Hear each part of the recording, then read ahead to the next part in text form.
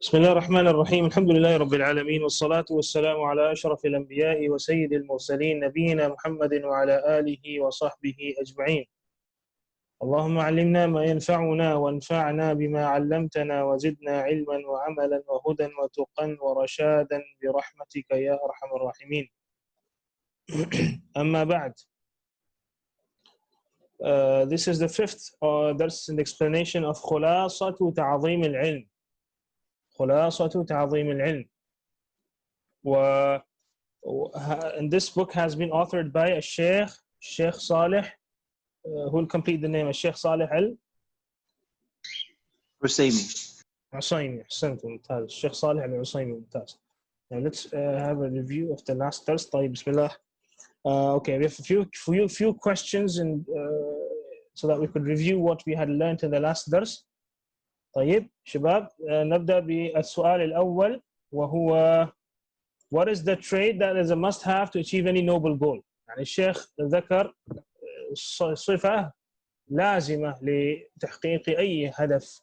He mentioned a trait which is a must to have to achieve any goal, any noble goal, any high aim. طيب, ما هو ذلك؟ إخلاص. I'm referring to something particular, more particular, not إخلاص. Sometimes patience, patience and perseverance. As-sabr. That was the first thing that the Sheikh had, they had first learned in chapter, and the fundamental number 9. Now, okay. The second question is, Barakallahu feekum. Sheikh mentioned that we are commanded in the Quran at times to be patient in achieving basic Iman, and at times to be patient in achieving perfection in Iman. And then the Shaykh mentioned two ayahs. One of the ayahs said, وَاصْبِرْ نَفْسَكَ مَعَ الَّذِينَ يَدْعُونَ رَبَّهُمْ بِالْغَدَاةِ وَالْعَشِيِّ يُرِيدُونَ وَجْهَهُ. Let's give this ayah number 1. طيب? And then the Shaykh mentioned another ayah. The Shaykh mentioned another ayah that was وَاصْبِرْ نَفْسَكَ مَعَ الَّذِينَ يَدْعُونَ رَبَّهُم بِالْغَدَاةِ وَالْعَشِيِّ يُرِيدُونَ وَجْهَهُ. What was the second ayah that the Shaykh had mentioned? Brothers? Anyone? يا أيها الذين آمنوا اصبروا وصابروا ورابطوا. أحسنت. ممتاز. يا أيها الذين آمنوا اصبروا وصابروا ورابطوا. طيب. Let's give this ayah the number 2. Which one of these two ayahs was contains the commandment to achieve to observe patience in order to achieve basic Iman?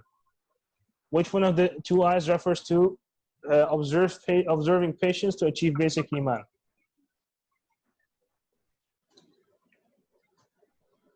Second one. Second one. أحسنت. يا أيها الذين آمنوا اصبروا وصابروا ورابطوا. How do we know that? By referring to the tafsir of the Salaf. And we find Al-Hasan al-Basri say that اصبروا على دينكم. I mean, be patient upon your religion. ولا تدعوه لشدة أو رخاء. And do not leave it neither during hardship and nor during prosperity. طيب, ممتاز. And which of the two ayahs refers to or commands us to be patient in order to achieve the perfection in Iman?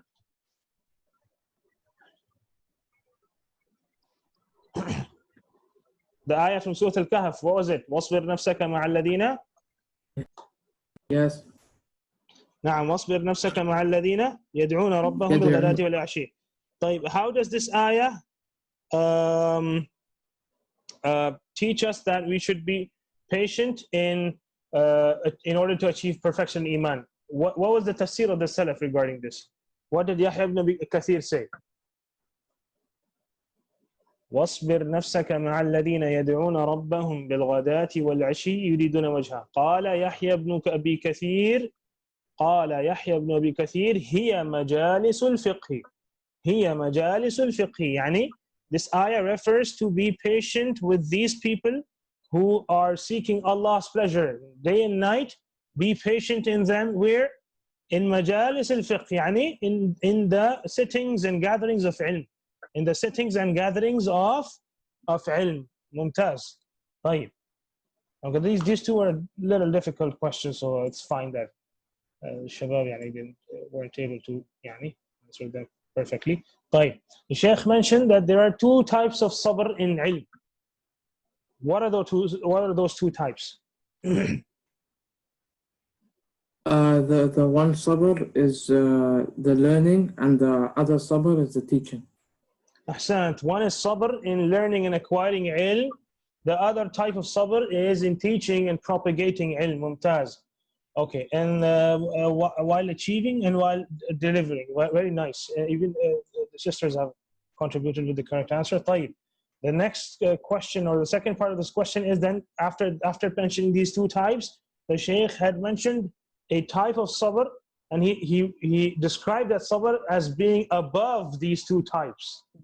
And he also described it as being rarely found in people, this type of sabr. What was this third type of sabr that was above these two types? Musabara. And not exactly. Musabara is an intense form of sabr, but in what what is the thing that you have to do, or you have to observe patience in? What is that type? Steadfastness. Mumtaz. Istiqama and steadfastness. Being steadfast. The sister contributes in the chat. Mumtaz. Istiqama. He says that as-sabru ala as-sabri fihima. To be patient in being patient in these two things. So many people run out of gas when they are, when they could observe patience for a couple of days, maybe a month, but they can't remain steadfast. So perseverance and endurance and remaining steadfast remaining patient for a long time, this itself is a type of sabr which is above these two types. The Shaykh mentioned two lines of poetry in which he said, لكل إلى شأو العلا وثبات. Everyone has strides and jumps towards noble goals. Everyone has strides and jumps towards noble goals. ولكن عزيز في الرجال ثبات. But rare in men is steadfastness. Rare in men or in people, in general, is steadfastness. Very few people remain steadfast. Naam. Mumtaz. Ahsantum jami'an. What are the two reasons that we had mentioned for which observing correct adab is essential for acquiring ilm? We mentioned that why is adab essential for being successful as a talib al-ilm? So there was a reason that was mentioned within the notes in the slides, and there was a reason we had discussed in the class. So what are those two reasons?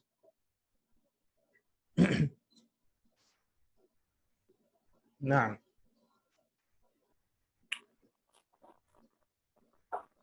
One of the reasons is if you have adab, you would respect the ilm, and the other reason is also if you have adab, you would get barakah in your ilm. I think if you have adab, you will respect ilm, and that respect of ilm will result in barakah in your knowledge. So that's the same thing. Also, the sister has mentioned the same first reason. So having adab towards ilm means that you have reverence for ilm in your heart, and you are eager to act upon what you learn, and hence this will be a reason for barakah being put in your ilm. The other reason was something else. The Shaykh, the sister contributes. She says the Shaykh would deem you to be deserving of knowledge. Mumtaz jiddan. The Shaykh would deem you to be deserving of knowledge because of the eagerness that he finds in you, because of the eagerness that he finds in you. Mumtaz jiddan. So the asl, the basic way or the primary way of acquiring ilm is through a shaykh. As we mentioned in the previous dars, that the primary way of acquiring ilm is through a shaykh. And the shaykh does not doesn't give you generously until he finds in you eagerness. The shaykh, when he sees that you are eager to acquire ilm, and that you observe the correct adab, and that you have reverence for ilm in your heart, the shaykh would give you and would benefit you generously. However, if he does not find in you eagerness, and he does not find in you the required adab, the shaykh would not give you generously. Mumtaz jiddan. Barakallahu fikum. Okay. Number 5, mention some instances or statements of the Salaf that allude to the importance of adab in seeking ilm. The Shaykh had mentioned like 3 or 4 things, or 3 or 4 stories or statements from the Salaf that indicated that they used to give adab high importance or great importance. Can any one of you mention some statements or instances? Barakallahu fikum. Two would be enough from everyone. There was a couple of stories from Malik, where Malik had said something to the Qurashi boy. There was a story of Malik with his mother. There was the story of Makhlad ibn Hussein, what he said to Ibn al-Mubarak, that we are more in need of what. And then there was the story of Layth ibn Sa'ad, who had said to Ashab al-Hadith something when he saw them قليل الأدب. Out of these four, can anyone mention?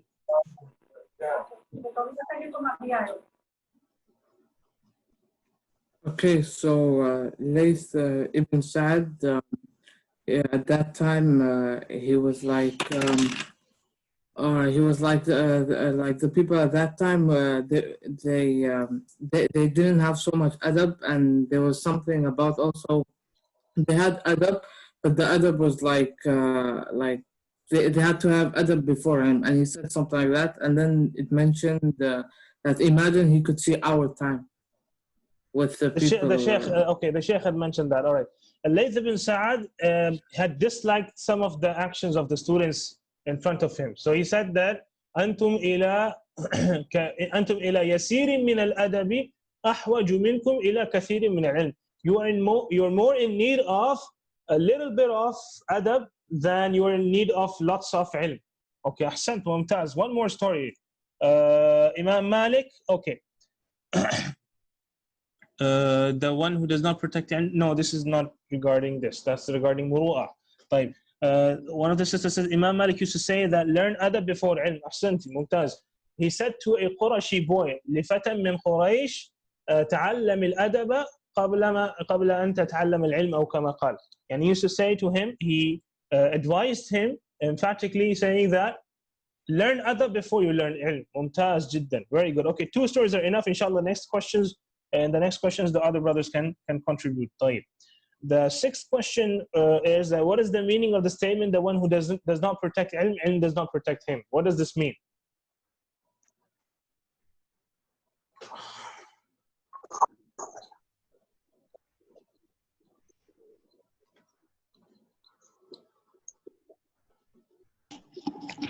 It means the one who doesn't protect ilm from the perspective that he doesn't put his ilm into action. He is unruly, literally.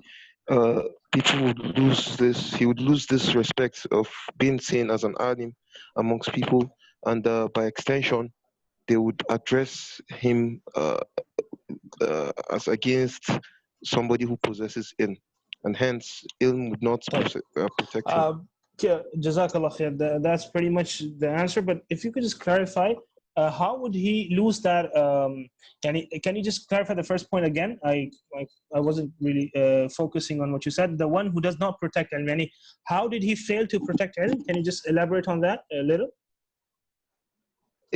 No, Ustad, because he fails to act in a. He fails to act in a. Again, he fails to act in a. In an unruly manner amongst people. أحسنت ممتاز جدا. يعني the appropriate manner, the decent manner, the muru'ah, he fails to act in the manner that befits this touch of ilm, and when he fails to do so, the people lose respect for him eventually. أحسنت ممتاز جدا. بارك الله فيك. طيب. Last question of the review. Mention some examples of خوارم المروءة. خوارم المروءة يعني things that violate decency, that violate muru'ah. طيب.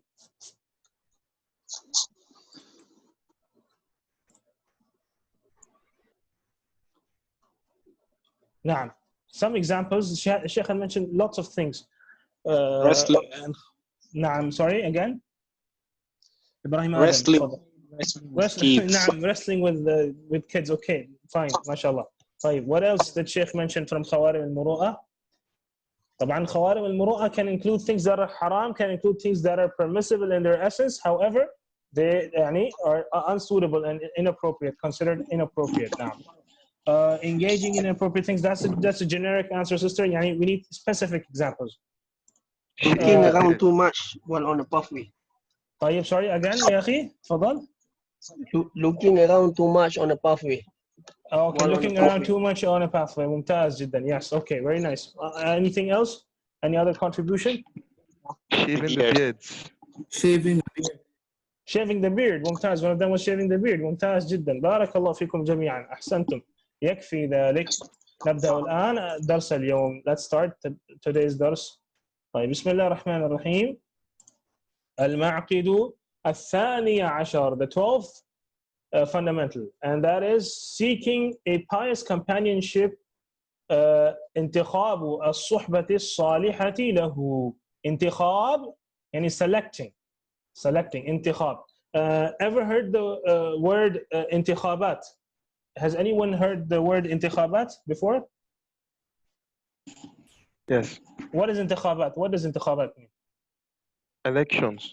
Elections. What do we do in elections? In elections, we select a person or a group of people to rule the country, right? So انتخاب is to select something or someone, or to choose something or someone. طيب, انتخاب الصحبة. صحبة يعني companionship, companions. طيب, الصالحة pious. طيب, and this is a simple question, but خلاص يعني it يعني ما في إشكال. يعني some of us يعني are not that good in Arabic, so this question is relevant still.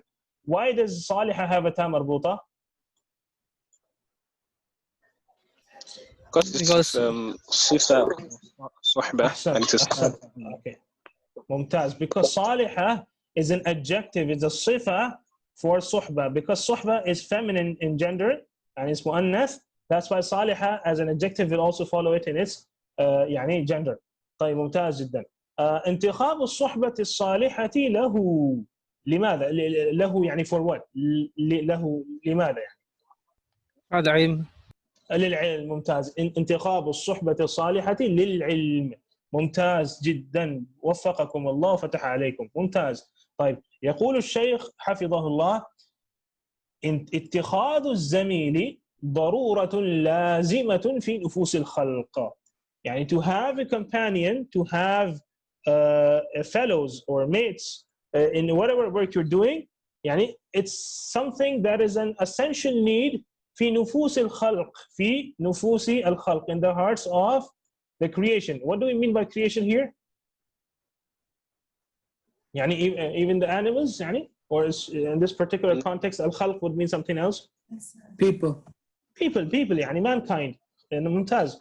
في نفوس الخلق يعني in the hearts of people. طيب, as we all know that يعني man by فطرة, by his nature is social, right? So he cannot live without other people. So يعني اتخاذ الزميل, as the Sheikh says, is an essential need indeed. طيب. So in any case, you will be having some companions, because the masalih, the interests of mankind depend on each other. Depend on the interests of a person depend on other persons. So which is why Allah subhanahu wa ta'ala has put in our fitrah that we are inclined towards befriending people, inclined towards taking people as companions, and inclined towards having companionship, because our interests, our masalih cannot be fulfilled except through other people, طيب.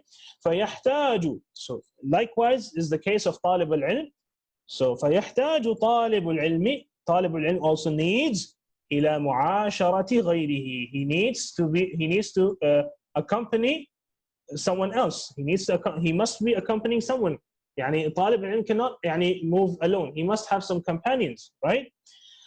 فيحتاج طالب العلم إلى معاشرة غيره من الطلاب. So just like all other people, a student also needs company from amongst the other students. طيب. Now, if he must have companions from the other students, what are the sort of companions that he must have? That is what we are going to study in this chapter, and that we should have صحبة صالحة. We should have a companionship which is pious.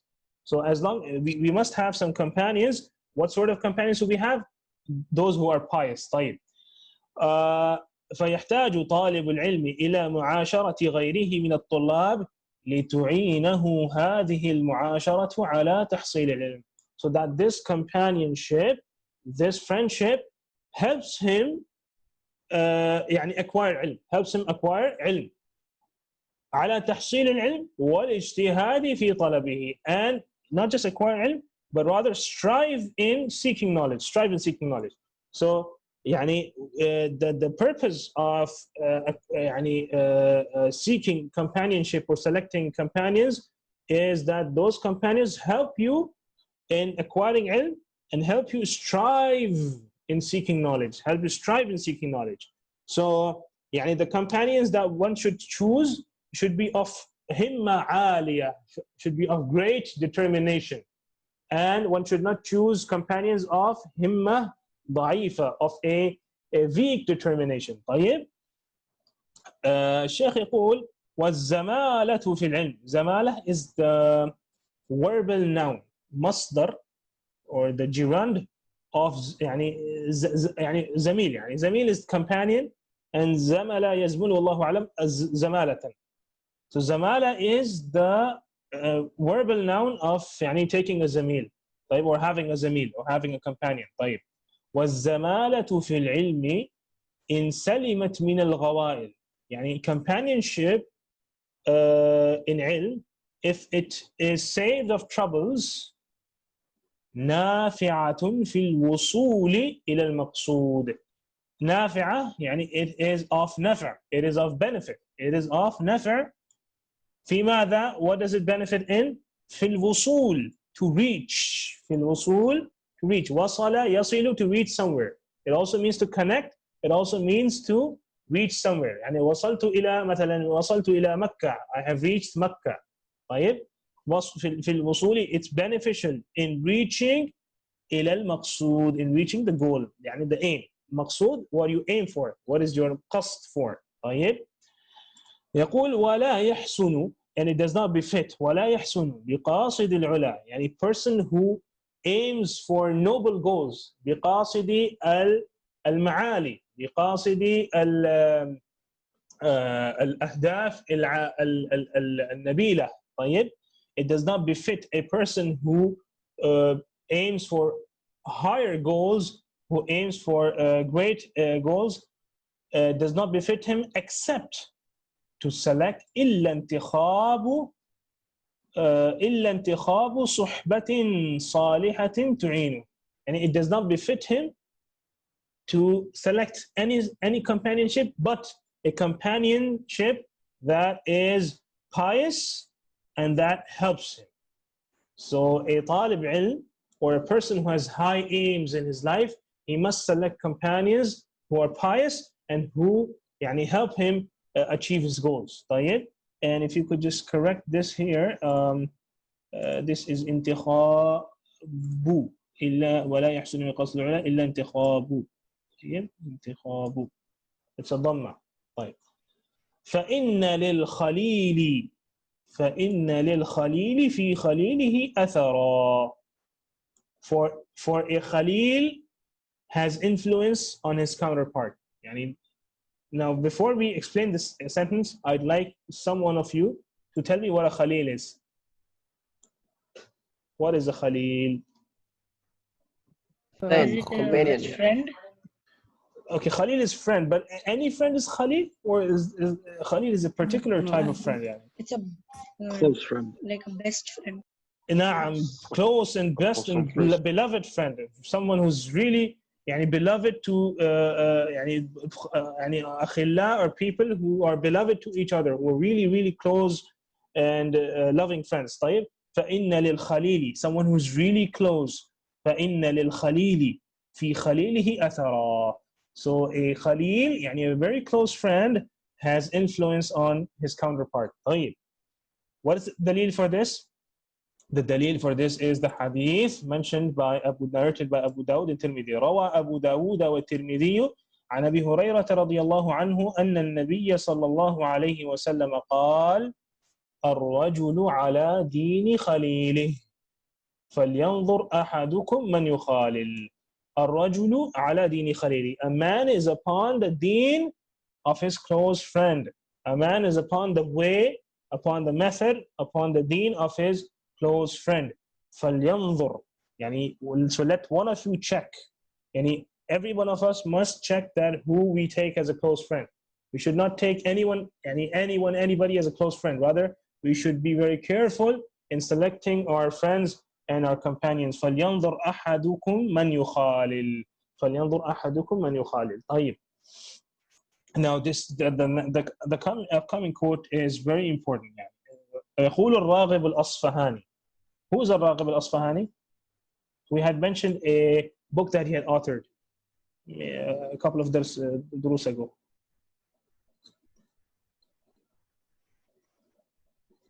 الراغب الأصفهاني has a very important book in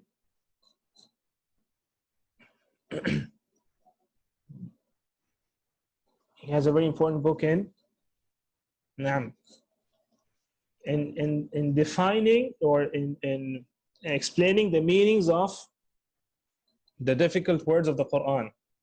His book's name is مفردات ألفاظ القرآن. مفردات ألفاظ القرآن by الراغب الأصفهاني. It's one of the most important reference books for anyone who wants to know the meanings of the يعني غريب القرآن, the words that are difficult to understand. Because الراغب الأصفهاني rahmatullahi alayhi, he not just mentions the meaning of that word, he also mentions the origin from which it is derived and what does that origin mean. You see? So let me give you an example for يعني مثلا for example shaitan. Like shaitan, what is the origin of shaitan? You would say like shaitan is like shin ta noon. Okay. And what does shin ta noon refer to? He says shatana مثلا, it refers to something that is far away. Okay, something that is far or something that goes far away, that is shatana. So how did the name of shaitan end up being the name shaitan? Because shaitan is far away from the khair, he's far away from goodness, he's far away from the rahmah or the mercy of Allah subhanahu wa ta'ala. That is why his name was derived from this origin, that is Shin, Ta and Noon. So he was named shaitan because he's far away from the mercy of Allah subhanahu wa ta'ala. And likewise, so this book is really important. Mufradat al-Fadhi al-Quran. Mufradat al-Fadhi al-Quran.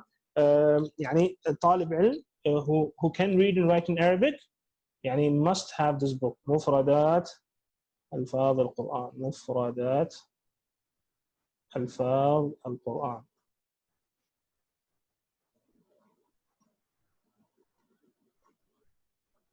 طيب. طبعا this book is in Arabic, it is not found in English. There is يعني no use of translating it in English. It's a dictionary, sort of a dictionary in Arabic. طيب. فيقول الراغب الأصفهاني. Asfahan, where's Asfahan? Does anyone know Asfahan? Where is it? Iran. Iran, أحسنت. And it's also called in English Ispahan. Yeah, Ispahan, Ispahan. And in Arabic it's also called Asbahan. Asbahan. Asbahan and Asfahan, both are correct. طيب. Both are refer to the same city.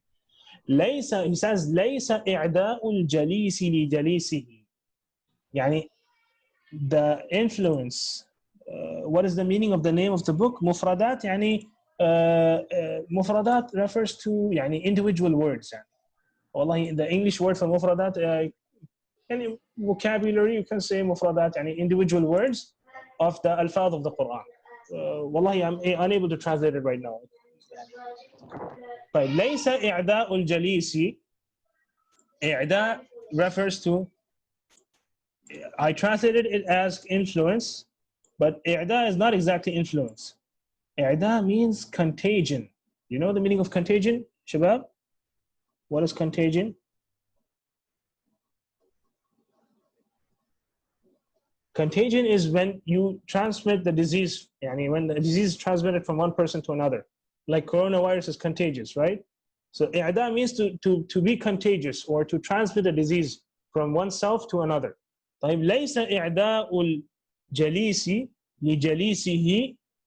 يعني the contagion of a companion, jalis is translated as a companion. However, what is the meaning of jalis? Exact meaning of jalis. What is it derived from? What are the three root letters of jalis? Jalasa. Jalasa, يعني the person who sits with someone. يعني your jalis is the person you're sitting with, and you are his jalis. طيب? So both are each other's jalis. يعني the person you sit with, يعني your companion. فليس إعداء الجليس لجليسه, يعني the contagion, the influence of a person, of a companion for his counterpart doesn't just happen through مقال, ليس فقط بمقاله وفعاله. It doesn't just happen through speech and action alone. Now the next sentence is very important. بل بالنظر إليه. Rather, يعني this influence, يعني he has influence on you even when you look at him. Even when you merely look at him, he will be having influence on you. Now, this is important today because of the because of social media, because the sort of content that we are watching on YouTube, for example, or on Facebook, sometimes there are any absolutely any stupid people doing stupid things, and we watch them, and they are fools, really, and we watch them, and we think that we might not adopt these acts or these foolish acts, to be precise. We would not adopt these acts if we look at them. However, when we keep watching them or their content, we are unconsciously adopting some of their habits and some of their bad etiquettes and all the evil that comes along. So we have to be very careful, not just in who we take as a companion, not just in who we intentionally follow. Rather, we have to be very careful in preserving our sight from evil and foolish people. So we should avoid and abstain from watching and exposing ourselves too much to content that is based on foolishness or it's based on evil. واضح? Because even this is going to have some influence on us, which we and unknowingly we are going to it is going to have influence on us. One of the examples that one of the things that I experience in my life is that, for example, if you see someone sharing a particular type of posts, you also start feeling the urge to share the same type of post. For example, if he is trying to be too funny, or if he's succeeding in making lots of people laugh, you will also try to share something or post something that is going to make people laugh. If someone is sharing something that is, or someone is or a lot of people are indulging in a topic that is irrelevant to most of the Muslims. However, when you see lots of people indulging in that topic, you also feel the urge and the need to indulge in that topic. So this is because you're looking at things, looking at content, and that is having an influence on you. You are trying to imitate it unknowingly. You automatically have that urge inside you. So what happens with this is that your priorities get messed up. Your priorities get messed up when you watch such content. If you remain with the ulama, if you remain with ilm, if you remain with books, what happens is that your priorities are right in place. You know what you have to do. Like, for example, all the time that we're reading this book, alhamdulillah, Khulasat Taa'dheem al Ilm, we know that we are supposed to first learn this and this science, and then we have to move on to a next method that is more advanced, and then next, and to another science, etc. But when we are exposing ourselves to foolish things or people who are, for example, even if they are learning or acquiring ilm, but not doing it in a proper organized manner, it's going to mess up our priorities as well. So we have to be very careful, even in the content or the sort of things that we expose ourselves to. نعم. طيب. يقول وفقه الله وحفظه. He says, the Shaykh continues, says, وإنما يختار للصحبة من يعاشر للفضيلة. لا للمنفعة ولا للذة. Okay, it's here it should be يختار, it shouldn't be يختار. If you could correct this. وإنما يختار للصحبة. The student should select for companionship who he accompanies for his goodness. للفضيلة. Fadila can mean two things. Fadila can mean virtue, merit. In fact, it's the same thing. Virtue, merit, or a good trait. Fadila, any good trait. So, yani, you should. So when someone selects a companion for himself, we should select him for the good traits that he has, for the virtues and merits that he has, and not for manfa'a. What is manfa'a?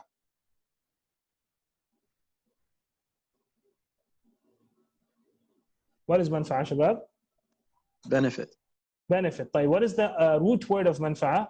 The three-letter root? نافعة. نفعة. ممتاز. طيب. So manfa'a is benefit. ممتاز. طيب. So he should not select a companion for benefit. طيب. When he's selecting him for fadila, who is virtuous and has good traits, isn't that a way to benefit from him? Then what does the Shaykh mean that he should not select him for some benefit? Am I not benefiting from a good companion by adopting his good traits and good habits?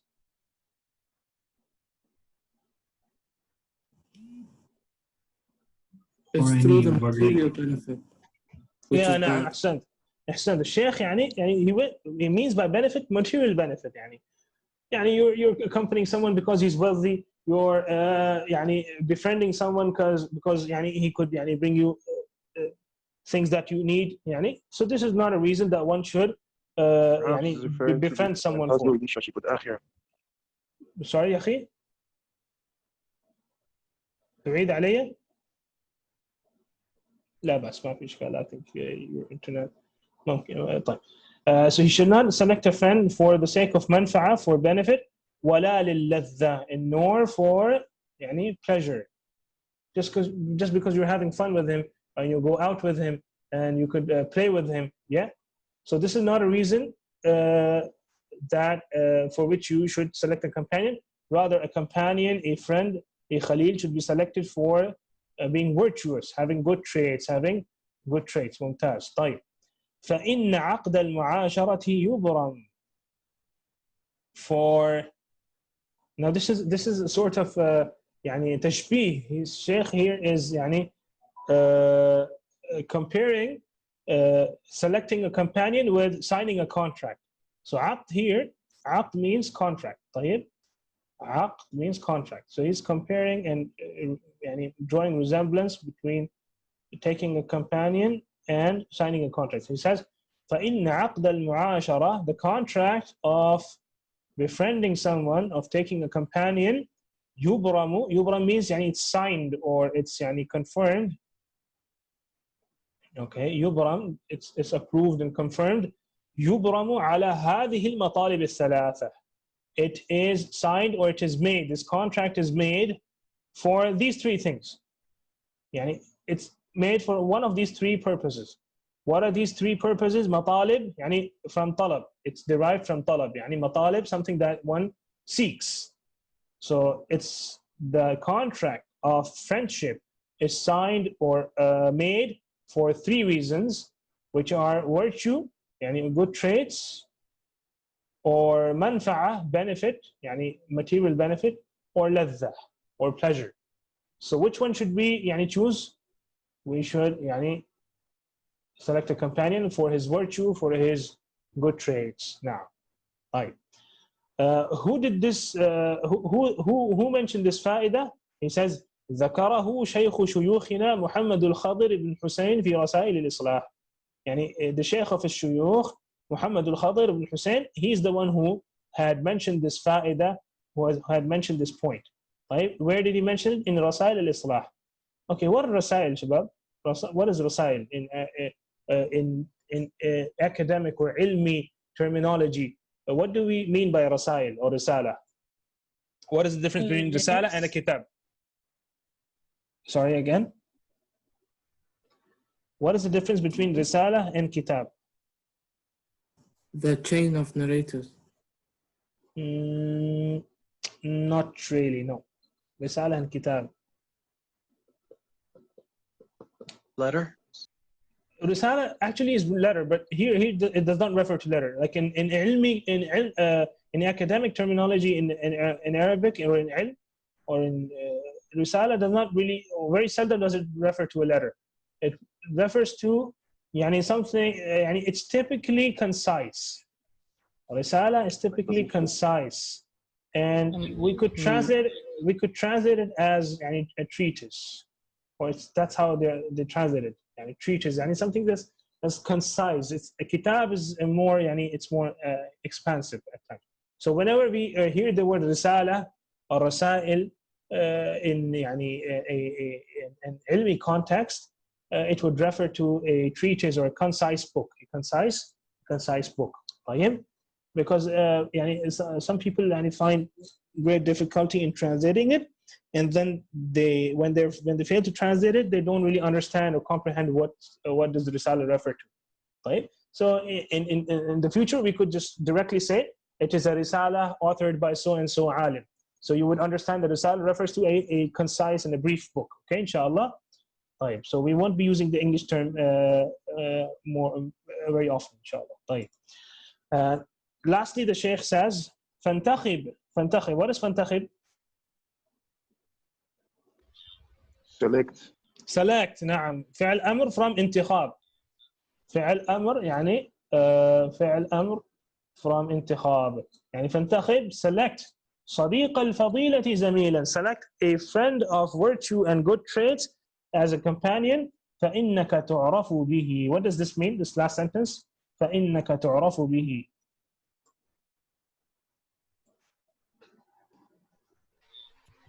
For verily you be known by him. Okay, أحسنت. Verily you will be known by him. تعرف به. تعرف is passive voice. You will be known. Passive voice. How can I make it an active voice? تعرف. أو يعرفك الناس به. يعني people will know you by him. يعني when they look at your friend, they would judge you according to the traits of your friend. نعم ممتاز. طيب ننتقل إلى الذي بعده. وقال ابن مانع في إرشاد الطلاب. Anyone remembers Ibn Mani'? Who's Ibn Mani'?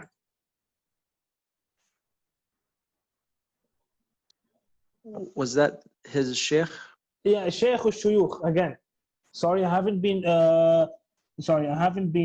following the chats. Sorry, magazine, book, not exactly magazine, book, incident, no. Booklet can be said, maybe, yeah, maybe. It's morely translated as treatises type. Select, so you are known by him. ممتاز. طيب. Good answers, mashallah. طيب. قال ابن مانع is the Shaykh had previously mentioned شيخ شيوخنا محمد بن مانع. So he's also the Shaykh of his shuyukh. He said in Irshad al-Tullab, يعني guiding the students, he had authored a book in which he wrote some guidance points of guidance for students how to يعني acquire ilm. وهو يوصي طالب العلم.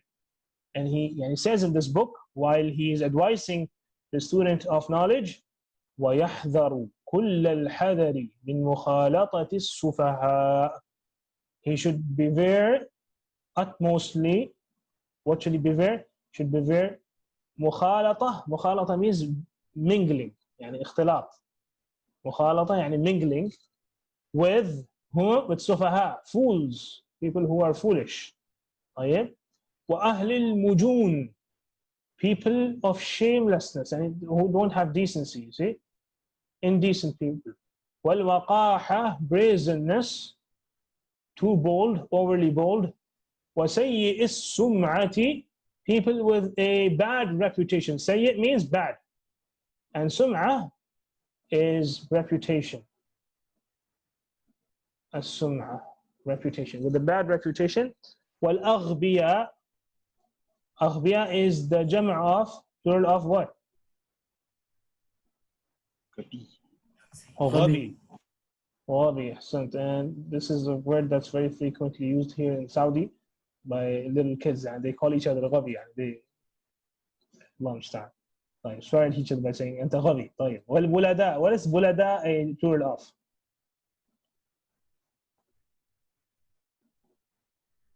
Ever heard the word طيب تفضل. بلداء is the plural of بليد. بليد, and its meaning is يعني close to غبي يعني, and a weak-minded, a dull person. بليد يعني a person who is يعني not smart. طيب بليد. And as a side يعني note or side benefit, usually any ism, any noun which is on the pattern or on the scale of fa'il, if it's on the scale of fa'il, that means, and this is for those who understand. Those who don't understand this fa'idah, that's fine, absolutely fine. Fa'il like Kareem, okay, Kareem, Balid, Sa'id. You see? What else? Can someone give me another example of a noun which is on the scale of fa'il? Kareem, Balid, Sa'id, what else?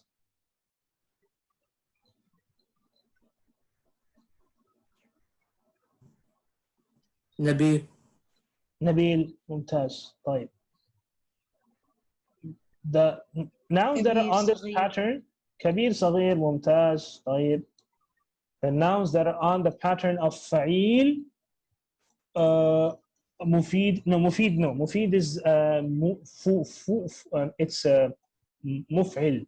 طيب. It's not a fa'il. Mufid is فقير فقير فقير. فقير, ممتاز, فقير, أحسنت, فقير. طيب, good, فقير. Usually the asma, the nouns that are on this pattern, their jam', their plural, is on the scale of fu'ala. Fu'ala. What means? Kareem becomes kurama, and Balid becomes bulada, Sa'id becomes su'a, the Nabil becomes, what would Nabil become? يعني as what نبلاء. نبلاء, ممتاز. نبلاء. طيب, and فقير, that's very famous, فقراء والمساكين. طيب, this is as a side benefit. طيب, والأغبياء والبلداء, يعني he should not mingle with such people. فإن مخالطتهم سبب الحرمان, because mingling with them, with such people, is a reason for deprivation, حرمان. What is a person deprived of if he mingles with such people? حرمان من ماذا? الحرمان من ماذا? He says it's the cause of deprivation. You're deprived of what? If you mingle with sufaha and ahl al-mujun waqaha, what are you deprived of? علم. أحسنت, الحرمان من العلم. And at times يعني people who are sufaha and ahl al-mujun waqaha يعني of muru'ah, من العلم والمروءة. What is muru'ah again?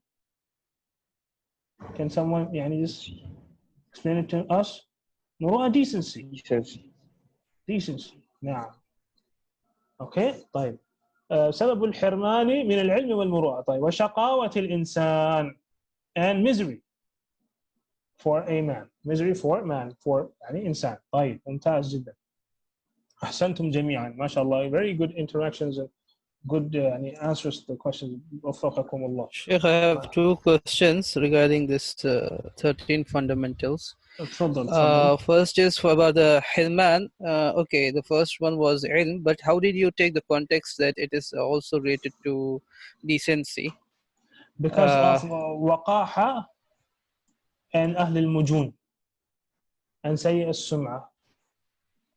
Because waqaha is like shamelessness, brazenness, indecency. So from this I deduce that it also means hirman min al-muru'ah.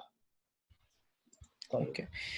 Does Hilman mean something like depriving of two things, or the word itself? It looks like a dual. The word itself does not refer to be deprived of more than one thing, and it could be one thing, it could be many things. The word itself does not have any indication of two things or three things. Maybe the Shaykh would refer to hirman from more than two things. But what is apparent from his kalam is that it's at least it includes ilm and muru'ah. At least it includes ilm and muru'ah. but it's يعني the word itself does not indicate any number of things. Also, in the beginning, you translated nafs as heart. Why is it so? I mean, nafs is one of the most... nufus. نعم. Nufus, which is the plural of nafs, is one of the most difficult words to translate in Arabic. It can mean mind, it can mean heart, it can mean soul. So it depends on the context, يعني, it all depends on the context how we translate nafs as. So nufus, يعني, what was the sentence I forgot? It said that في نفوس الخلق. So the most suitable word was يعني, in the hearts of people. Wallahu alam. That's the word that I found most suitable for that. طيب. Okay, let's just start this 14th fundamental. Let's read one paragraph and then we'll inshallah go for Isha break and then come back after 15-20 minutes بإذن الله تعالى. طيب. المعقد الثالث عشر. المعقد الثالث عشر, the 13th fundamental. بذل الجهد أو بذل الجهد في تحفظ العلم, to strive. بذل means to spend. بذل means to spend. To spend.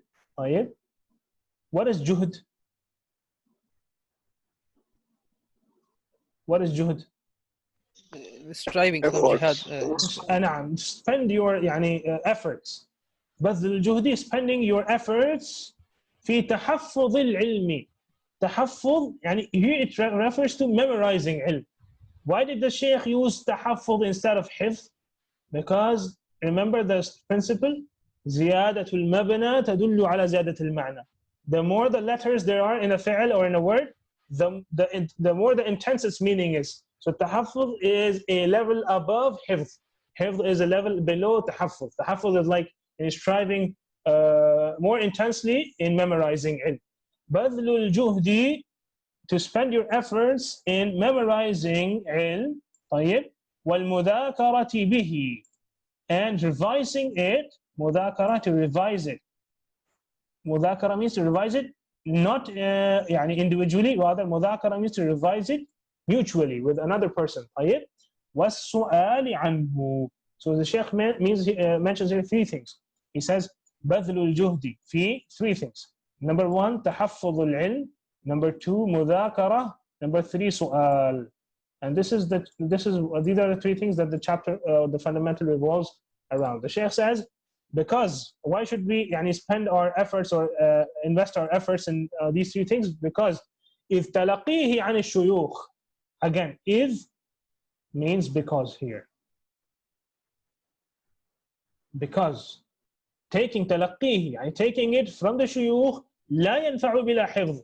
It is not beneficial, it does not benefit, لا ينفع بلا حفظ له, without its memorization, without memorizing it.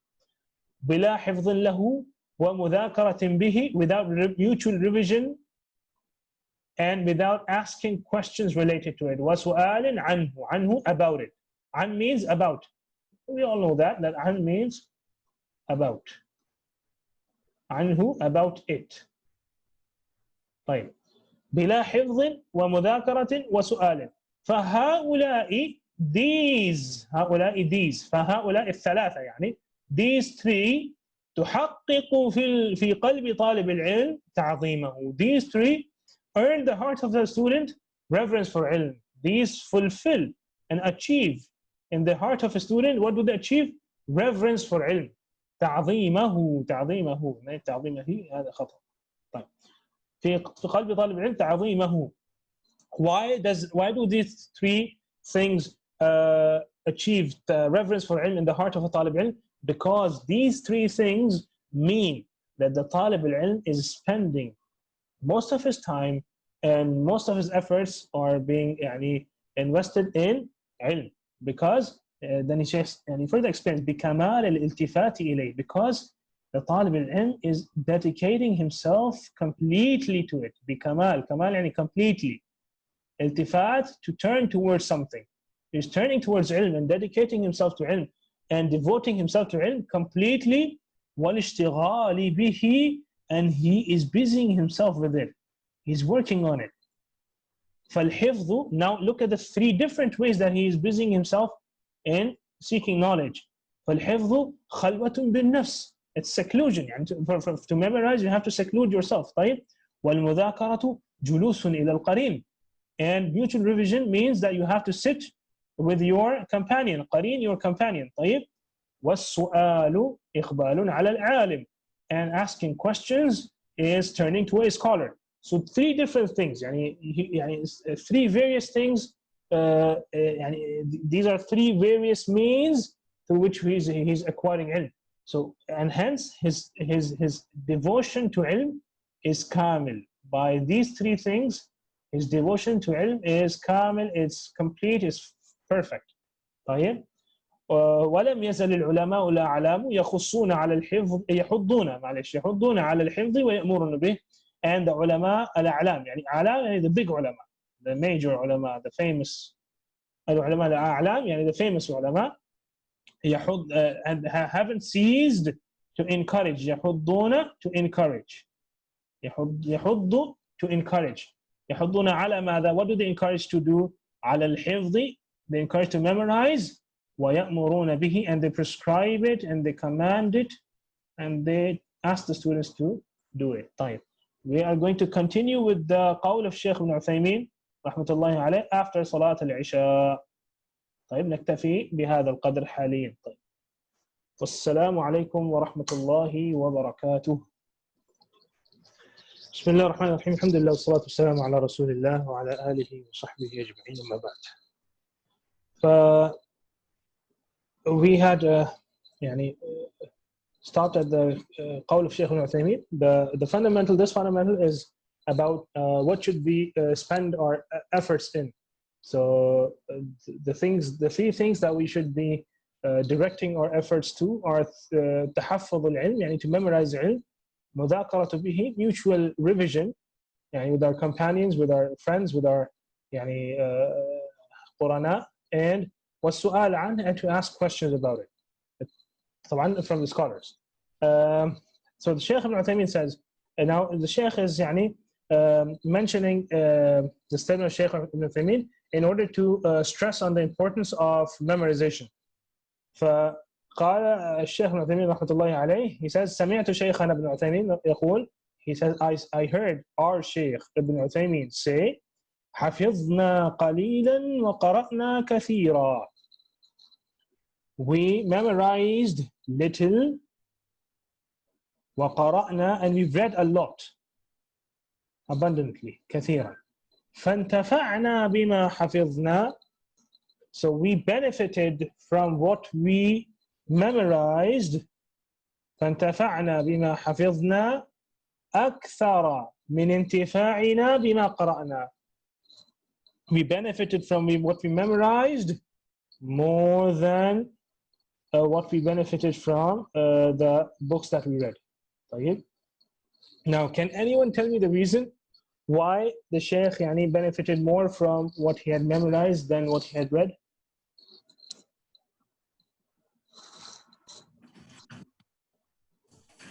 Because if you memorize, then it stays in your brain for longer. أحسنت, ممتاز جدا. ولا سيما في كبر السن, when you become old, and especially when you become old, يعني the معلومات, the information that you have becomes weak. It becomes it doesn't stick as strongly as it used to in your youth. So the pieces of information that you had acquired by reading a lot were already weak, and when you turned old, you lose them all. And what you had memorized, even though you might not recall them exactly how they were, but the meaning, the mafhum, the muhtawa, the content of those memorized words and sentences and poems would remain with you in your mind. Which is why Shaykh, when he becomes a major scholar, that's when you're in old age. So the ilm that he benefits from more was what he had memorized more than what he had read. نعم, ممتاز جدا. طيب. Now the Shaykh starts mentioning the benefits of mutual revision. He says وَبِالْمُذَاكَرَةِ تَدُومُ حَيَاةُ الْعِلْمِ فِي النَّفْسِ.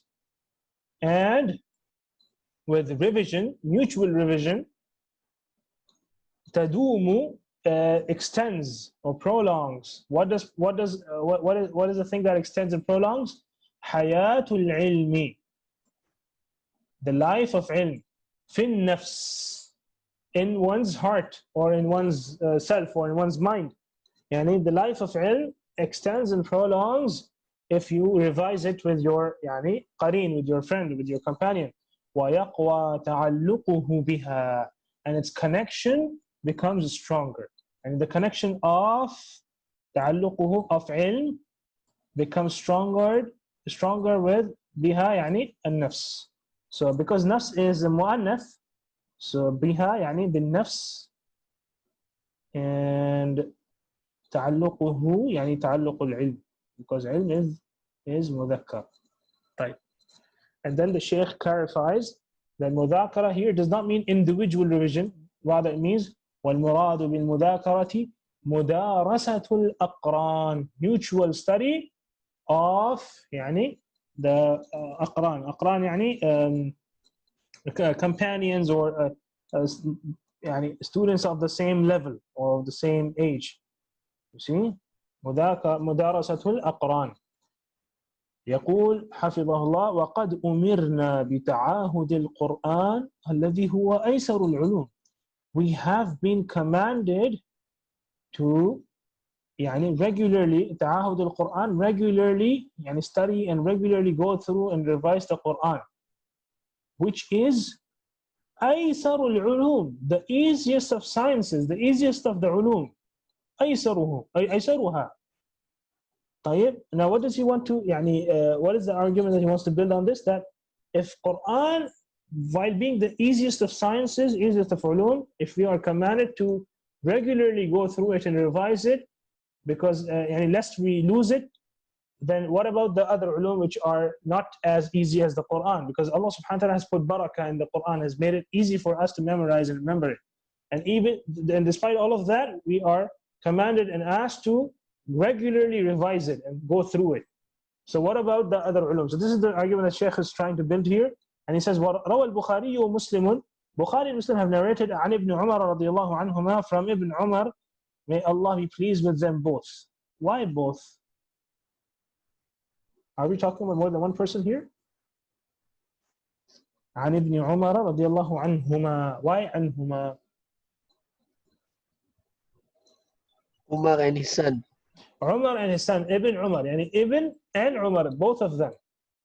Likewise, Ibn Abbas, you would say radiyallahu anhuma. Why? Because Abbas, who was the uncle of the Prophet ﷺ, was also a Sahabi. And Ibn Abbas, which is Abdullah ibn Abbas, was also a Sahabi. Get it? However, Ibn Mas'ud, would you say radiyallahu anhuma?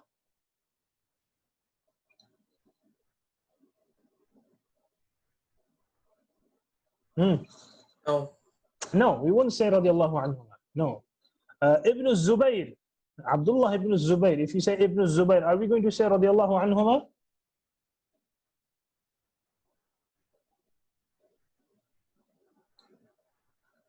نعم شباب, Ibn Zubayr, Abdullah ibn Zubayr ibn al-Awwam. Are we going to say radiyallahu anhuma? Yes, we are. نعم, because both of them are Sahabis. So Abdullah was a Sahabi, and Az-Zubayr ibn al-Awwam, one of the Ashara al-Mubashirin bil-Jannah. Right.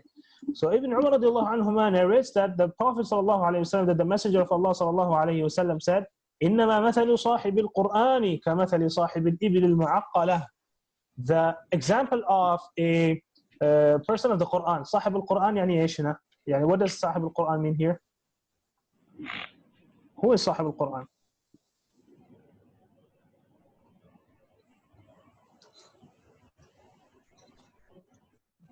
Person who learn, teach, practice the Quran. صاحب القرآن. يعني here it refers to because of the context and the resemblance that the Prophet has drawn, it refers to the person who has memorized Quran. صاحب القرآن, the person who has memorized Quran and learned Quran. كمثل صاحب الإبل المعقلة. His example is like that of a person who owns camels which are tied with ropes. طيب, معقلة, عقلة أو عقلة means to tie something, which is why Aql is why is aql called aql? Because it prevents you and stops you from committing evil acts or acts which are harmful.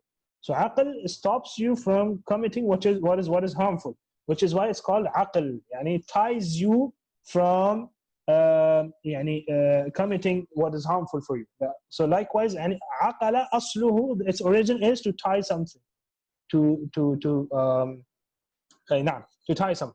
طيب. فصاحب الإبل المعقلة, the camels that are tied, إن عاهد عليها أمسكها. If the person keeps them tied, keeps these camels tied, أمسكها, he will retain those camels. They won't run away from him. وإن أطلقها, and if he unties them and releases them, the camels will run away. The camels will run away. Likewise is the Quran. So if you keep it tied by regularly revising it, then it will stay with you and you retain the Quran in your heart. If you don't, it will go away. It will go away. Now, right. So now we have learned the benefits of memorizing. We've learned the benefit of mudhakara. That's revision. Now we're going to move on to the benefit of asking questions after reading the commentary of Ibn Abd al-Barr on this hadith. طيب. قال ابن عبد البر, that's students of the Quran, people of the Quran. ممتاز. طيب. أحسنتي. قال ابن عبد البر في كتابه التمهيد. طبعا ابن عبد البر. Who knows Ibn Abd al-Barr? Can anyone tell me something about Ibn Abd al-Barr?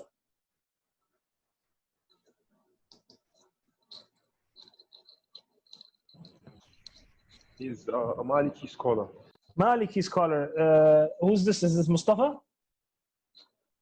No, it's Mustafa. Nah, Mustafa, mashallah. Nigerians are Maliki, so you are the best person to know about Ibn Abd al-Barr, right? Of course. طيب, mashallah. Ibn Abd al-Barr, what is his kunya?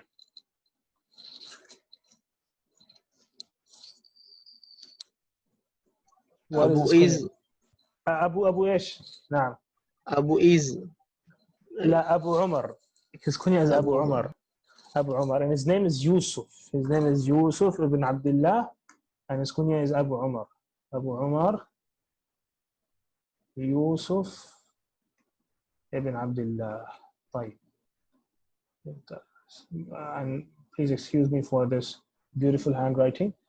طيب. في كتابه التمهيد. What is this book Tamheed? What does this book Tamheed talk about? It's an explanation of Muwatta of Imam Malik. الله أكبر. أخي مصطفى المالكي. ما شاء الله. التمهيد is an explanation of as a commentary on the book of Imam Malik, Al-Muwatta. Al-Muwatta Imam Malik. A very famous book, Al-Muwatta, like Sahih Bukhari, Sahih Muslim. There are books that have been authored by other scholars, other hadith scholars as well. One of them is Imam Malik, who has authored Al-Muwatta. Al-Tamheed is a commentary and an explanation of Al-Muwatta. طيب. Ibn Abd al-Barr also has another explanation of Al-Muwatta. What is its? What's its name, Mustafa? Al-Istizkar, I think. Al-Istizkar. أحسنت. طيب, ممتاز. Okay, and finally, last difficult question.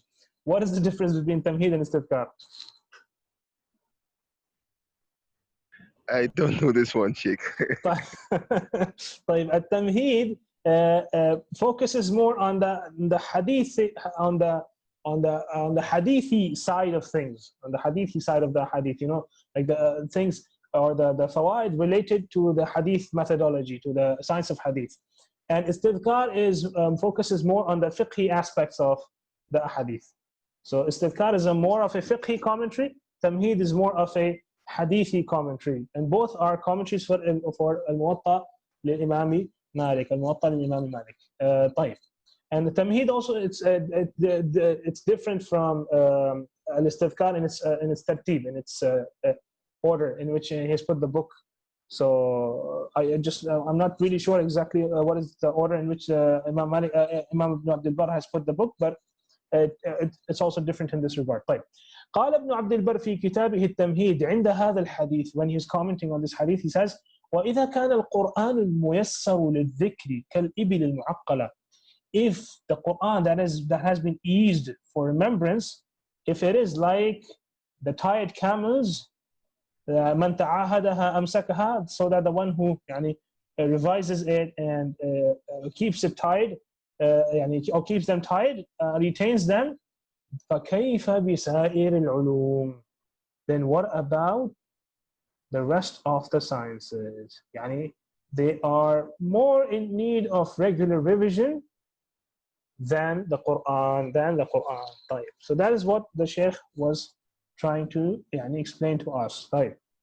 Now moving on to the third عمل related to retaining ilm. وبالسؤال عن العلم تفتتح خزائنه. And by asking questions about ilm, تفتتح خزائنه, its treasures are opened. تفتتح خزائنه, its treasures are opened. طيب. خزائن is the جمع of, it's the plural of, خزانة. or خزينة. خزينة. نعم. خزائن is the جمع of خزينة. الله أعلم. طيب. فحسن المسألة, the suitableness or the aptness of the question is نصف العلم. It's half the ilm. يعني the better the question you ask, the more the knowledge you acquire. يعني the better that sort of questions that you ask, the more the knowledge that you acquire. والسؤالات المصنفة, and the books that have been authored in this bab, and the books that have been authored that consist of or that comprise questions being asked to a mujtahid or a mufti, just like the Masailu Ahmad, كمسائل أحمد المروية عنه, like the books that have been authored in the questions that were asked to, or that were put forth to Imam Ahmad. There are lots of books in this regard. There's a Masailu Abdullah, and the questions that his son had asked him, he put them in a book. There's Masail al-Kawsaj, one of his students, the question that he asked to Ahmad. There's Masail al-Athram, there's Masail al-Khallal. And all of these students of Imam Ahmad, they used to ask him questions and they put it into a book. So there are lots of books in su'alat. Su'alat, questions. Likewise, there are lots of books in questions related to hadith sciences. So we have, for example, su'alat Abi Dawood, you have su'alat مثلا الدارقطني, you have su'alat Yahya ibn Ma'in, lots of books in which questions have been asked regarding the hadith sciences. Which rawi is da'if? What is your opinion about so and so narrator? Is he da'if or is he sahih or is he thiqa, etc. طيب. كمسائل أحمد المروية عنه برهان جلي. These books are a clear proof, a clear evidence. برهان جلي على عظيم منفعة السؤال. They are a clear proof for what? For the great benefit of asking questions. All of this great ilm, all of these huge volumes of ilm wouldn't have been gathered had these people not asked questions. Had these people not asked questions, these huge volumes of ilm wouldn't have been collected and wouldn't have been gathered. And likewise, sometimes a question triggers a great scholar to write a book which is extremely beneficial for all of the ummah. Do you know that most of the books that we study of Ibn Taymiyyah rahmatullahi alayh, many of those books are actually questions that were asked to Ibn Taymiyyah, and then he wrote a book in response to those questions. Al-Aqidah al-Wasitiyya, the people of Wasit, a city, Wasit, they sent him a letter asking him about the sifat of Allah subhanahu wa ta'ala, about the attributes of Allah, and what is the belief of the first early generations regarding the attributes of Allah. So he wrote this book Al-Wasitiyya, which has been which is taught and studied all over the world. Likewise, other books of his, Al-Hamawiyya, Tadmuriyya, all of them are named after cities, because the people of these cities sent him questions and he used to respond to those questions. Ibn al-Qayyim rahmatullahi alayhi, in one of his great books, Ad-Da' wa-Dawa. Ad-Da' wa-Dawa. Ad-Da' means disease or illness. Wa-Dawa, it's cure or medicine. this is a book in which he يعني, addresses lots of diseases and illnesses related to one's heart. يعني آفات or علل القلب يعني the diseases of the heart and Imam Ibn Qayyim رحمة الله عليه addresses in this book lots of those diseases. This book was a response to a question that he was asked about. Subhanallah, the su'alat يعني, or the questions have always been يعني, of great benefit to this ummah. طيب. The Shaykh continues, he says وهذه المعاني الثلاثة للعلم, and these three matters with regards to ilm are like يعني بمنزلة الغرس للشجر, just like planting is for trees, planting and watering. غرس is to plant, saqi is to water, tanmiyah is to cultivate. And just like these three things are for a tree, or these three things are for trees, يعني for ilm, we have حفظ, مذاكرة, and سؤال. So he says يعني وتنميته أو بمنزلة الغرس للشجر وسقيه وتنميته بما يحفظ قوته through what preserves its strength ويدفع آفته, and it prevents its disease. So he says فالحفظ غرس العلم, memorization is planting ilm in one's mind. والمذاكرة سقيه, and to revise is to water that plant. والسؤال عنه تنميته, and asking questions regarding ilm is cultivation of ilm. Subhanallah. So these three things are extremely important for every student, and يعني, we must ensure that يعني, we are not يعني, we use all of these three methods يعني, amply and in the best way to acquire ilm. نعم. طيب. Okay, and I forgot to mention the Athar of Ibn Abbas. Ibn Abbas radiallahu anhuma was asked, how did he gather all this ilm? How did he collect all this ilm? So he said, بِقَلْبٍ عَقُولٍ وَلِسَانٍ سَؤُولٍ. He said, بِقَلْبٍ عَقُولٍ وَلِسَانٍ سَؤُولٍ. Who can tell me the meaning of بِقَلْبٍ عَقُولٍ? بِقَلْبٍ عَقُولٍ وَلِسَانٍ سَؤُولٍ. What is the meaning of this?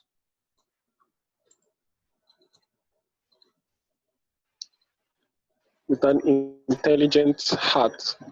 Intelligent mind, okay, intelligent mind and heart. طيب. And lisan and sa'ul, what does this mean? A questioning tongue. A tongue that questions often. A tongue that frequently questions, and a heart that is very smart and that's very intelligent. ممتاز جدا يا أخي, بارك الله فيك. طيب. نبدأ الآن the 14th fundamental. Inshallah, we're going to finish it quickly in 9 minutes so that يعني everyone is free to go بإذن الله تعالى. طيب. المعقد الرابع عشر, إكرام أهل العلم وتوقيرهم. بسم الله. نعم. المعقد الرابع عشر, إكرام أهل العلم وتوقيرهم. The 14th fundamental is honoring the people of knowledge, إكرام أهل العلم وتوقيرهم, and revering them and venerating them and respecting them. توقيرهم, respecting them. I'd request, even though I'm trying to mute all the participants, but perhaps some of them are still unmuted, so I'd request if someone has his mic unmuted, he should mute it. جزاك الله خير. طيب. إكرام أهل العلم, honoring the people of ilm, وتوقيرهم, and revering them, respecting them. يقول الشيخ حفظه الله إن فضل العلماء عظيم. The virtue of scholars is great, indeed great. طيب. الفضل يا إخواني, الفضل, okay, الفضل can mean here two things. فضل at times means virtue or يعني the good trait, and at times it means someone's favor upon someone. يعني وَكَانَ فَضْلُ اللَّهِ عَلَيْكَ عَظِيمًا. The favor of Allah subhanahu wa ta'ala upon you was great. So at times fadl means favor, at times it means virtue. يعني virtue is a يعني trait that is limited to an individual, and favor is something that is يعني transitive. It's متعدي. See? إن فضل العلماء عظيم. So it can mean both of the two here. يعني it can mean that the favor of ulama upon the ummah is great, or it can also mean that the virtue of ulama and their merit is also great. طيب. وَمَنْصِبَهُمْ مَنْصِبٌ جَلِيلٌ, and their occupation and the position that they hold is a great and a very significant position and occupation. Why is that so? لِأَنَّهُمْ آبَاءُ الرُّوحِ, because they are the fathers of the soul. آباء الروح. فالشيخ أب للروح, as a sheikh is the father of the soul. A sheikh is a father of the soul. كما أن الوالد أب للجسد, just as walid, a parent, is a father of the body. طيب. فالاعتراف بفضل المعلمين حق واجب. To acknowledge, اعتراف, to acknowledge something. فالاعتراف بفضل المعلمين, to acknowledge the favor and virtue of the teachers is an obligation. حق واجب, it's an obligation. طيب. Why? طيب. قال شعبة بن الحجاج. شعبة بن الحجاج. طيب. When did he die? Can someone tell us? What year did شعبة بن الحجاج die in? Okay, so Ustad, there is some sort of a problem. I'm trying to do just طيب لا بأس. ما في إشكال. طيب شعبة بن الحجاج, can anyone tell us when did شعبة بن الحجاج pass away? What year?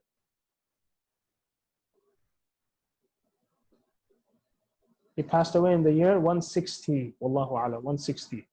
طيب شعبة بن الحجاج in the year 160 he is one of the greatest scholars of hadith. He is called Amirul Mu'mineen fil hadith, the master and the leader of the mu'mineen, of the believers in hadith. He says كل من سمعت منه حديثا. Look at his adab, look at the way he honors the ulama. Says كل من سمعت منه حديثا, everyone from whom I have heard a hadith, فأنا له عبد, and then I am a slave to him. كل من سمعت منه حديثا, I am a slave to him. And this ma'na, or this meaning, or this point of benefit that Shu'bah ibn Hajjaj has, the point that Shu'bah ibn Hajjaj makes here, the same point was deduced from the Quran by Muhammad ibn Ali al-Udfuwi. Muhammad ibn Ali al-Udfuwi, he says, فقال, this point, he deduced this point from the Quran. From which ayah? He says, he goes to say, إذا تعلم الإنسان من العالم واستفاد منه الفوائد. When a person, he learns from an alim and he benefits from him, واستفاد منه, and he benefits from him الفوائد, and different benefits, فهو له عبد, then he is a slave to him. Metaphorically طبعا, is not not literally. Otherwise, we could have people buying and selling slaves again. Yeah? It's metaphorically طبعا. فهو له عبد. قال الله تعالى, he deduces this benefit, this point of benefit from وإذ قال موسى لفتاه. Okay, can someone explain to me how did he deduce this point from this ayah? وإذ قال موسى لفتاه. How is a student like a slave to his sheikh?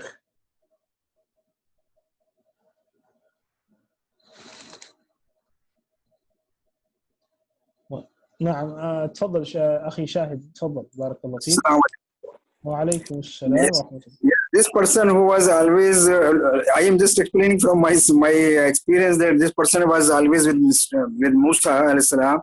So he was learning from him. Mm-hmm. He was always a student of Musa alayhi salam. So he was like a student of Musa alayhi salam. That's why it is used as a fatahu. ممتاز جدا. That he was indeed a student of Musa alayhi salam, who used to constantly accompany Musa alayhi salam. ما في إشكال.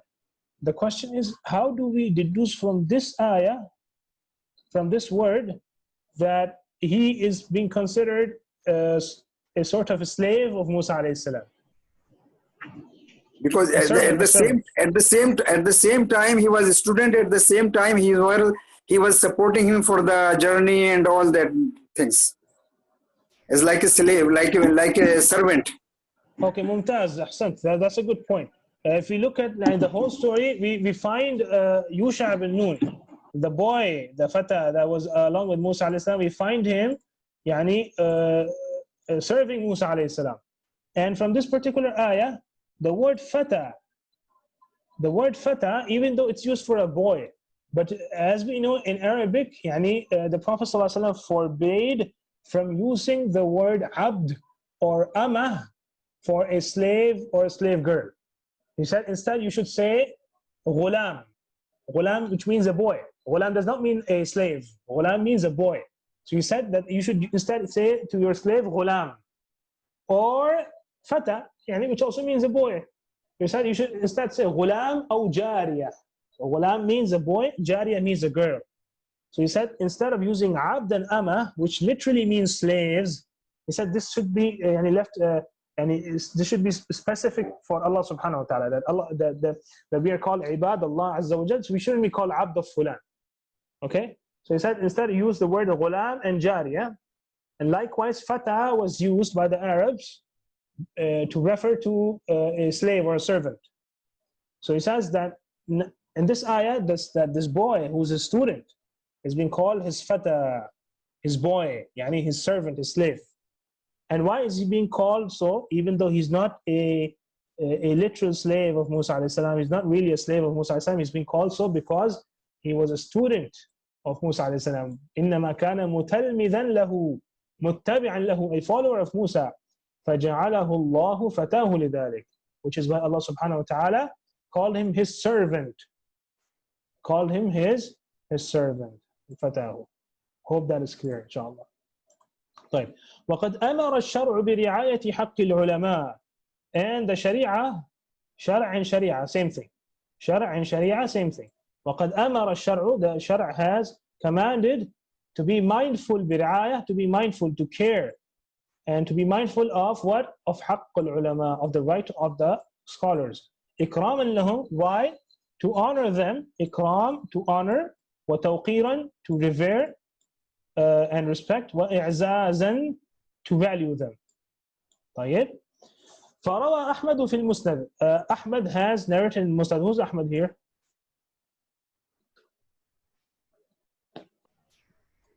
Ahmad bin Hanbal. Ahmad ibn Muhammad ibn Hanbal rahmatullahi alayhi. Musa used it for his student. The sister says in the chat, used it for his student. Used what for his student? Can you just explain again? جزاك الله خير. طيب. وقد أمر الشرع نعم. فروى أحمد في المسند عن عبادة بن الصامت رضي الله عنه أن رسول الله صلى الله عليه وسلم قال ليس من أمتي من لم يجل كبيرنا.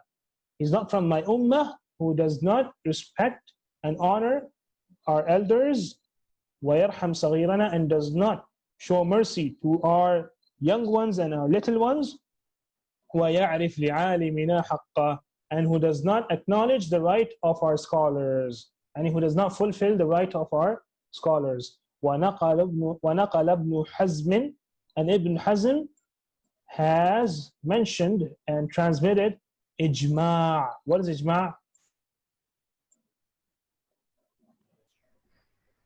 Consensus. Consensus. طيب. Consensus of whom? Of all the scholars of the ummah. Upon what? Upon توقير العلماء وإكرامهم. Upon the obligation of revering the ulama, or توقير ulama, respecting the ulama and honoring them. This is something that is mujma' alayh. And we see so many people today who belittle the ulama, who make fun of the ulama. And this is something which is very, very evil. The problem is, brothers, see, I know there is a difference between ulama haqq and ulama su. And there are ulama of haqq, and there are ulama which are called towards evil and called towards deviance. However, when you say the ulama haven't done anything for the ummah, these generalizations are extremely harmful. These generalizations take you out of this hadith. ليس من أمتي من لم يعرف لعلمنا حقا. When you're generalizing, you are including in your speech and your word even the ulama of haqq. And so when you're saying and when you're belittling the ulama generally, you are not respecting the ulama, and you're not fulfilling this obligation. And this is something that you're sinful for, and you're committing sin by making these generalizations. And one of the greatest harms of of belittling ulama is that you take people away from the ulama, who are the source of guidance, who are the primary source of guidance, because ulama have the text and have the understanding. The books contain the text. They don't necessarily contain the understanding, especially for lay people. But ulama are the primary source of guidance for the people, as they have the text in their hearts and they have its understanding in their hearts, and they can deliver it to the lay people. When you belittle the ulama with such big generalizations, you are developing, or you are cultivating hatred in the heart of the lay people towards ulama and taking them away from ulama. While Allah subhanahu wa ta'ala says, يَا أَيُّهَا الَّذِينَ آمَنُوا أَطِيعُوا اللَّهَ وَأَطِيعُوا الرَّسُولَ وَأُولِي الْأَمْرِ مِنْكُمْ. All those who have believed, obey Allah subhanahu wa ta'ala and obey His messenger and the people of authority from amongst you. And who are the people of authority? The rulers and the ulama. Because the deen of the people does not stand upright until they are under the guidance of ulama. So when you just cut the connection between them and the ulama, you have cut the connection of the wire that connects the lay people to the source of guidance. And this is a great evil that we are facing and encountering in today's world. Wallahu al-musta'an.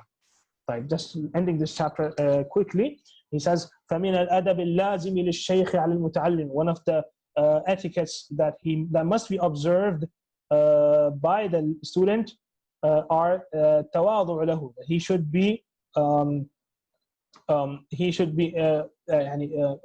humble towards the shaykh. وَالْإِقْبَالِ عَلَيْهِ. And he should be attentive to him. وَعَدَمُ الْإِلْتِفَاتِ عَنْهِ. He should not turn away from him. وَمُرَاعَةُ أَدَبِ الْحَدِيثِ مَعَهُ. And he should be mindful of the etiquette of talking to the shaykh. And he should talk to him very politely, in a way that befits the stature and the rank of the shaykh, of the alim. وَإِذَا حَدَّثَ عَنْهُ عَظَّمَهُ مِنْ غَيْرِ غُلُوٍ. And when he narrates something from him, a fa'idah or something, he should revere him, and he should mention him in high regard, مِنْ غَيْرِ غُلُوٍ, without exaggeration. Ghulu is exaggeration. بَلْ يُنْزِلُهُ مَنْزِلَتَهُ. Rather, he should give him his due importance. يُنْزِلُهُ مَنْزِلَتَهُ. طيب لِأَلَّا يَشِينَهُ مِنْ حَيْثُ أَرَادَ أَنْ يَمْدَحَهُ. He should, so that he does not disgrace him while he was trying to praise him. Because when you do ghulu, you are doing harm to the shaykh. When you are exaggerating in his praise, you are doing harm to the shaykh in this dunya and the akhirah. Harm in this dunya, because when you do ghulu, and people hear or find you exaggerating in a shaykh's praise, they take a bad impression of the shaykh himself. So people might have hatred in the heart for a shaykh because of the ghulu, of the exaggeration that his followers fall into when they praise the shaykh. So this is number one. Number two is, when you're doing ghulu, the shaykh is also the shaykh is also misguided by the shaitan. The shaykh also has a nafs. He also has desires. He also has to combat and fight with all of these things. So do not become a fitna for your shaykh. Do not become a fitna for your shaykh. Do not praise him too much in front of him. Do not become a fitna for the shaykh. He is also an insan. He is also a slave of Allah just like you. He has to fight all these fitan. So when you exaggerate and in praising him, you become a fitna for your shaykh. وَلْيَشْكُرْ تَعْلِيمَهُ. And he should be thankful for the teaching of his shaykh for him. وَيَدْعُ لَهُ. He should pray for him. وَلَا يُظْهِرْ الْإِسْتِغْنَاءَ عَنْهُ. And this is something very commonly done. He should not express that he is not in need of his shaykh anymore. And this is something, if the shaykh is sharing a fa'idah, a benefit with you, which you already know, you make expressions and faces as if this is something that I had already known. Do not do that. That is khilaf al-adab. That is against the correct and good etiquettes with the shaykh. This is in fact considered a very, very evil etiquette with the shaykh, because the shaykh is he's not necessarily just يعني discussing this faida not for your sake alone. There are other students in the class as well. Number one. Number two, even if you يعني knew this faida, there is no harm in the Shaykh repeating this faida to you. And it would only become more firm in your heart.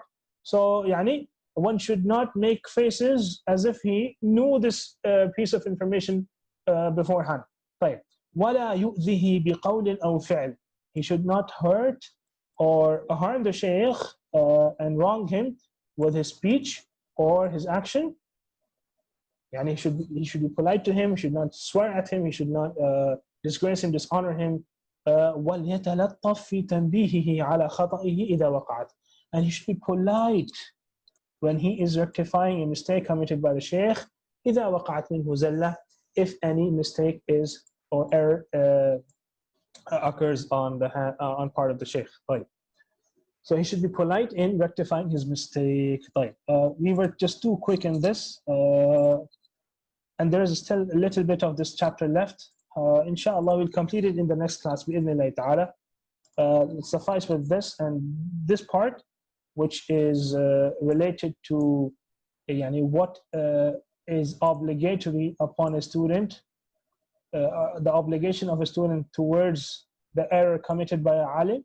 There are 6 things that the Shaykh has mentioned. Inshallah, we're going to explain this in the next lecture. Wallahu ta'ala a'lam. وصلى الله وسلم على نبينا محمد وعلى آله وصحبه أجمعين. سبحانك اللهم وبحمدك نشهد أن لا إله إلا أنت نستغفرك ونتوب إليك.